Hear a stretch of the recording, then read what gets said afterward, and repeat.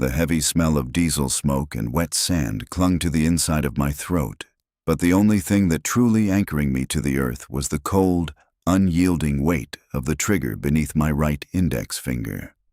Through the high-powered optics of my rifle, the world was reduced to a shimmering green circle, cutting through the dense coastal fog of the Black Ops territory where we were never supposed to exist.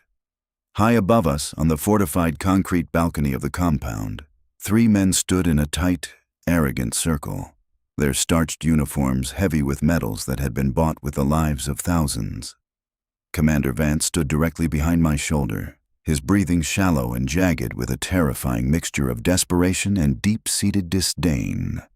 I could feel the heat radiating from his chest, a physical manifestation of the anger he had carried ever since a woman had been assigned to his elite, legendary unit.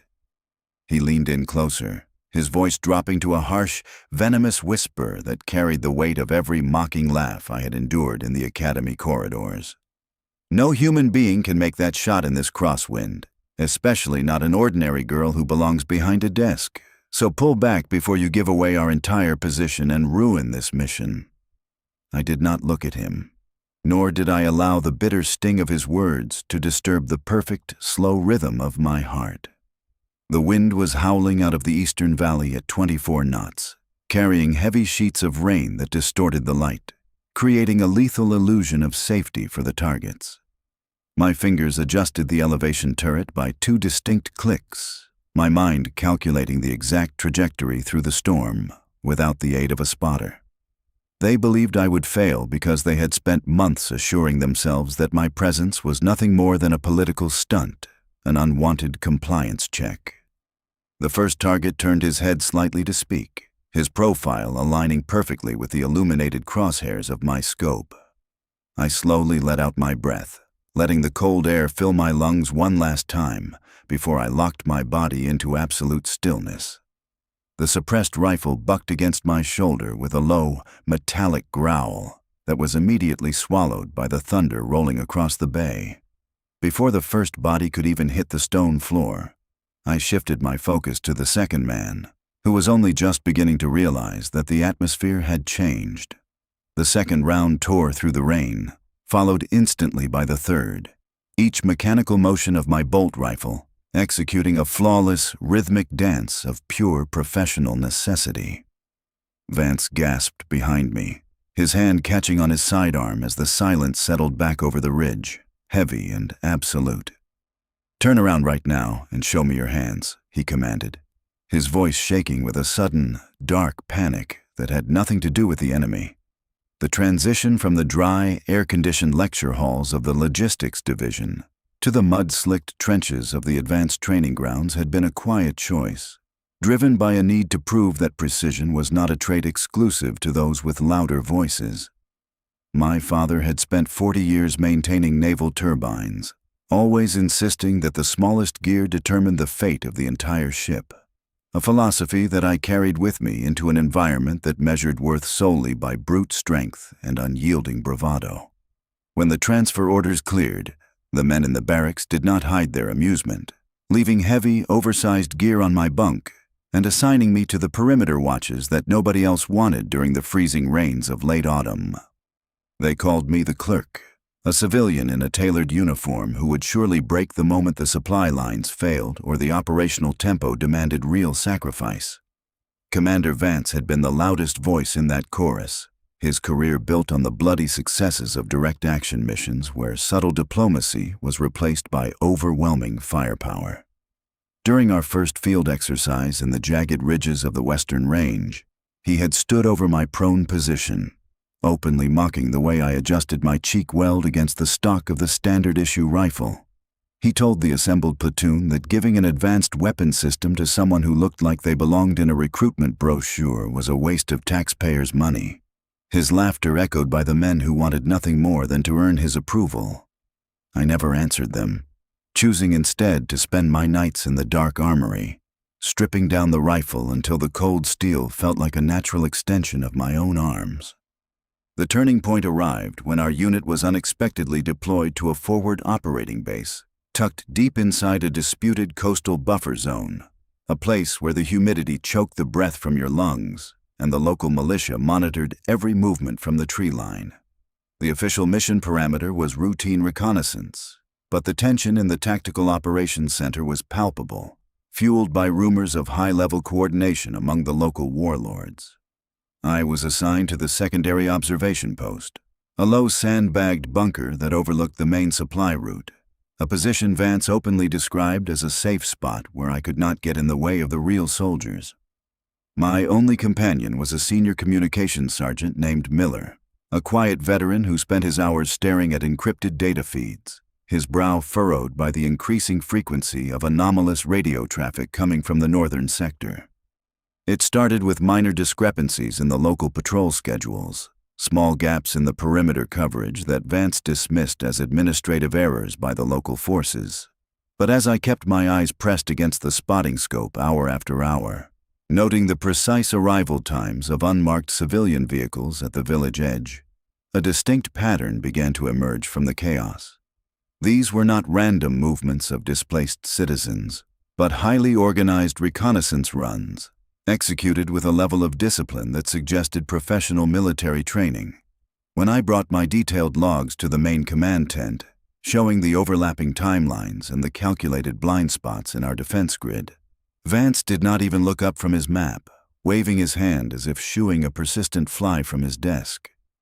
He told me to leave the strategic analysis to the people who actually understood the geography of a war zone, suggesting that my time would be better spent verifying the food rations in the secondary storage facility. The dismissal stung, but it also confirmed a dangerous truth that I'd been trying to ignore for weeks, which was that the leadership was actively choosing not to see the trap closing around us. That night, the radio frequencies went completely silent, a sudden and unnatural absence of static that caused the hairs on the back of my neck to stand up. Miller noticed it too, his fingers flying across the console as he tried to establish a link with the regional headquarters, only to find every primary and secondary channel completely blocked by a sophisticated digital jammer. The perimeter lights flickered once before dying entirely, plunging the forward base into a thick, suffocating darkness that was broken only by the pale green glow of our tactical monitors. From the tree line 300 meters away, the low, rhythmic thrumming of a heavy transport helicopter began to echo off the canyon walls, an unannounced arrival that did not match any scheduled supply drop. I grabbed my rifle from the rack, the cold metal instantly grounding my soaring pulse as I slipped out of the rear exit of the bunker into the wet grass. The air was thick with the scent of ozone and impending rain, and as I crept toward the command tent, I saw Vance standing near the communications array, his face illuminated by the strobe light of a handheld beacon. He was not looking toward the perimeter defenses, nor was he issuing orders to the confused sentries who were scrambling to their battle positions in the dark. Instead, he was staring directly at the incoming aircraft, his posture relaxed and expectant, holding a black encrypted data drive that contained the complete operational coordinates for every Allied unit in the entire sector. The shadow of the commander stretched long across the wet grass as he stepped toward the edge of the clearing, his movements deliberate and entirely devoid of the urgency that a true surprise attack would have demanded. I pressed my back against the rough exterior wall of the generator shed, pulling my knees tightly against my chest to minimize my silhouette while keeping the rifle angled toward the ground. Miller was still inside the bunker, desperately trying to cut through the electronic interference, unaware that the real threat was standing less than 50 meters from his position. Vance reached the clearing just as the heavy transport helicopter touched down, its massive rotors kicking up a blinding storm of debris and dead leaves that temporarily obscured the entire command area. Two figures stepped out of the cabin, dressed in dark, unmarked utility uniforms, their faces hidden behind the heavy visors of night vision helmets. They did not draw their weapons, nor did they take defensive positions, walking instead with the easy familiarity of business partners arriving for a scheduled meeting in a secure boardroom. Vance held out the encrypted data drive, his hand steady as the first man took it, replacing the plastic module with a small, heavy aluminum briefcase that glimmered under the faint moonlight.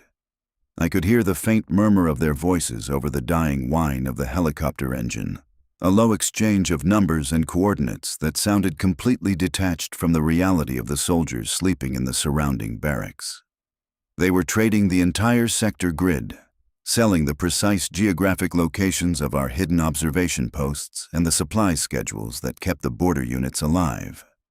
The realization turned my blood to ice, not because of the danger it posed to me personally, but because it retroactively explained every strange decision, every ignored warning, and every piece of mockery Vance had leveled at me. He hadn't dismissed my detailed reconnaissance logs out of simple arrogance or institutional sexism. He had dismissed them because my precise tracking was actively threatening to expose the deliberate gaps he was carving into our defenses. The second man from the aircraft opened the briefcase, allowing the pale green light of a miniature testing terminal to reflect off his visor as he verified the digital signatures on the stolen drive. He nodded once, a brief, mechanical gesture of satisfaction, before turning his attention to a document case that Vance had pulled from his tactical vest.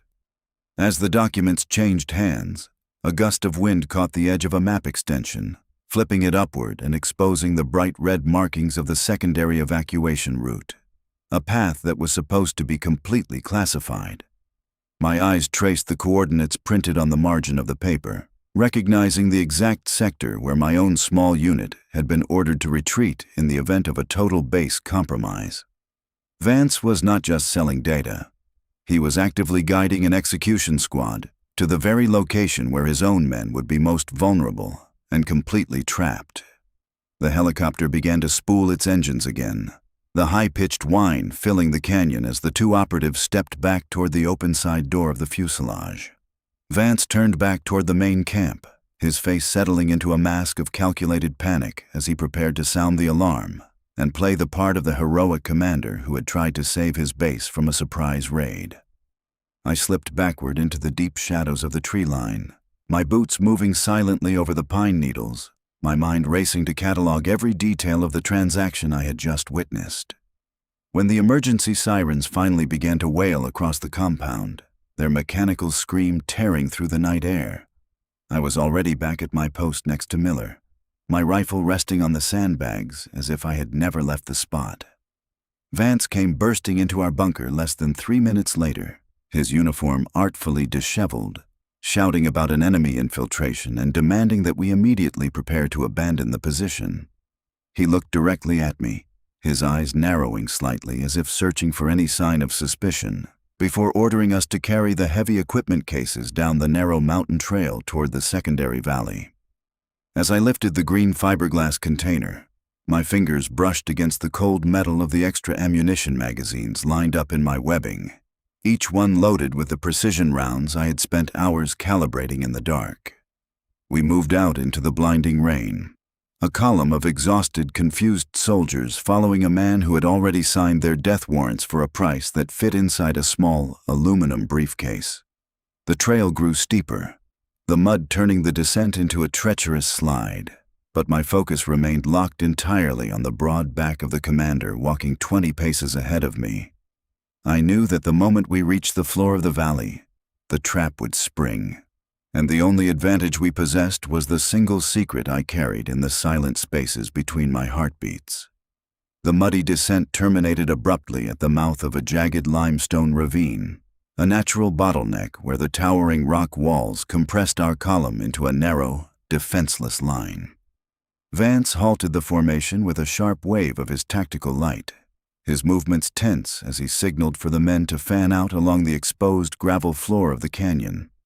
Above us, the storm raged with a renewed intensity, the torrential downpour transforming the sheer cliff faces into cascading sheets of black water that muffled the sound of our boots. Through the thermal overlay of my optics, the surrounding ridges appeared completely lifeless, yet the unnatural symmetry of the broken branches along the eastern crest suggested that our arrival had been anticipated for hours. Miller knelt beside me, his hands trembling slightly as he attempted to establish a short-range line-of-sight connection with our flanking fire teams, his radio emitting nothing but the dull, rhythmic hiss of a severed network. Vance stepped toward the center of the clearing, his voice carrying an artificial edge of authority as he ordered the heavy weapons squad to face the rear, effectively turning our most powerful assets away from the high ground. It was a tactical absurdity, a deliberate positioning that left our entire perimeter completely vulnerable to an enfilade from the overlooking ridges. Before I could voice a warning, the darkness above erupted in a synchronized flash of suppressed muzzle reports, the silent trajectory of the incoming rounds instantly striking the forward rock formations with deadly accuracy. The men scrambled for cover, their boots slipping in the rising torrent of mud as the crossfire pinned us against the sheer stone walls with no clear avenue of retreat. Vance feigned desperation, shouting conflicting orders into the chaos while systematically moving toward the deep recess of a natural cave structure that offered absolute protection from the high ground fire. I did not follow the panic of the squad, choosing instead to wedge my body into a narrow crevice between two fallen boulders, stabilizing the long barrel of my rifle against the wet granite. Through the green reticle of my scope, I tracked the source of the fire to the upper balcony of an abandoned concrete outpost, overlooking the gorge, where three figures stood silhouetted against the pale glow of their tactical monitors. They were the same operatives from the helicopter, calmly directing the ambush with the cold efficiency of technicians executing a routine system test. Vance emerged from the shadows behind my position, his breath hot against my neck as he gripped my shoulder with an iron force that was intended to break my stance. "Get down and disable that weapon before you give away our true defensive pocket," he hissed, his fingers tightening on my gear in a desperate bid to prevent me from acquiring a target. I ignored the pressure of his hand, my breathing settling into the familiar, slow cadence that isolated my mind from the screaming wind and the crackle of distant gunfire. The first operative adjusted a tripod mounted on the concrete ledge, his head aligning perfectly with the illuminated center of my crosshairs. I squeezed the trigger, the sharp recoil absorption of the stock driving into my shoulder as the first round traveled through the driving rain, dropping the man instantly before the sound could carry across the canyon. Vance let out a ragged breath, his grip shifting instantly from my shoulder toward the holstered sidearm at his waist as he realized his carefully orchestrated ambush was failing. The second and third targets fell in rapid succession, my hands cycling the bolt mechanism with an unyielding, mechanical precision that bypassed the need for conscious thought. As the final body slumped over the concrete railing, an absolute silence descended upon the ravine, broken only by the steady drumming of the rain against our helmets. I slowly turned my body around within the narrow crevice, the barrel of my rifle naturally tracking upward until it pointed directly at the center of the commander's chest. Vance stood frozen, his hand still resting on the grip of his pistol, his face pale beneath the mud as he stared into the dark, unwavering eye of my weapon. The silence between us grew heavier than the storm, a suffocating vacuum where the illusion of his authority finally shattered completely. Vance did not draw his sidearm, his fingers remaining locked on the polymer grip as he calculated the absolute certainty of the trajectory pointing directly at his throat. The rain tore at his face, washing away the carefully cultivated mask of the fearless leader to reveal nothing but the cold, calculating desperation of a compromised traitor.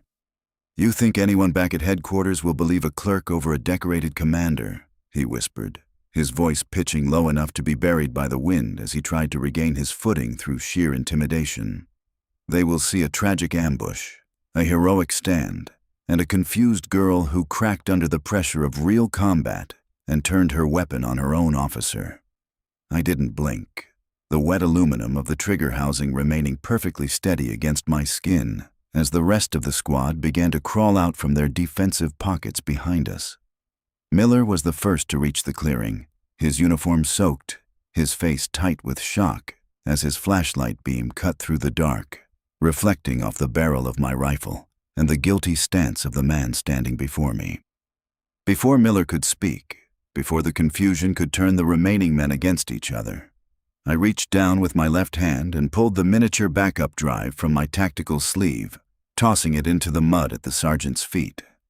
It was the digital mirror of the data Vance had sold, a complete log of the base systems I had secretly rerouted through my observation terminal before the jammers went live, capturing every unauthorized transmission and the exact offshore routing numbers attached to his name. Miller picked up the module, his eyes scanning the digital display of his field terminal for 3 long seconds before he looked up at Vance with a cold, unyielding realization that required no explanation. The commander's hand slowly dropped away from his holster, his shoulders slumping as the circle of his own men closed in around him, their weapons drawn not in panic, but in the quiet, absolute enforcement of military justice. There was no dramatic struggle, no final outburst of violence, only the quiet rustle of zip ties securing his wrists behind his back as the storm finally began to break over the ridges. When the extraction choppers arrived 2 hours later, their searchlights cutting through the dispersing fog, I didn't look back at the transport cage where they had secured him. As I slung my rifle over my shoulder and walked toward the inbound aircraft, the morning sun was just beginning to touch the crest of the canyon, illuminating a path that was finally clear, quiet, and entirely my own.